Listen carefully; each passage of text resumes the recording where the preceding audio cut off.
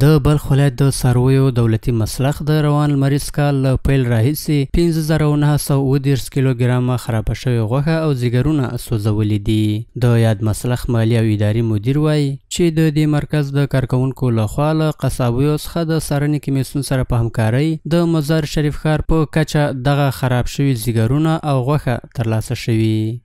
طریق کمیسیون مشترک و استیم وترنری خود مسلخ دولتی ولایت بلخ به مقدار 4417 کیلوگرم جگر که عریق شده از ماه حمل الا تا ماه اقرب و در حدود 1520 کیلوگرم گوشت هایی که گوشت های حرام و فاسد بوده به عریق رسیده. د څارویو د دغه حلال ځایونو روغتیایي مفتش د خرابې غوښې راټولول او سوځول د ناروغیو له خپرېدو څخه د مخنیوي لپاره اړین بولي او زیاتوي چې د غیر صحي غوښې کارونه په ښاریانو کې د ګڼو ناروغیو لامل کیدای شي.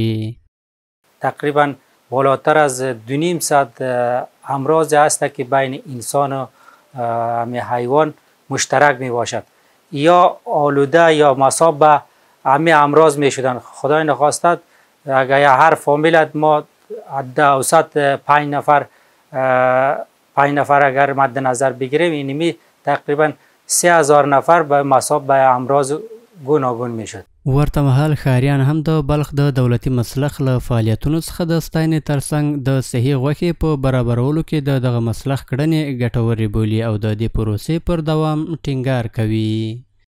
گوشتار صحیح شده میارن دم شهر مزار در قصابات توزیع میکنن بسیار صحیح پاک ستره صفا اینجا قصابات میگیرن. ما از کارکردهای مسلک بسیار خوش هستیم از پیششان. 100% رضایت داریم. اما در دادن هم اشار گوشتای صحیح در شهر توزیع میشه بسیار خوب است. اوس مهال د بلخ په دولتي مسلخ کې 100 تنه په کار بوخت دي او هر ورځ په دغه مرکز کې شاوخوا 350 واړه او غټ څاروي حلالېږي چې د مسلخ د روغتیایي ټیم تر څارنې وروسته د قصابانو لخوا پلورل کیږي.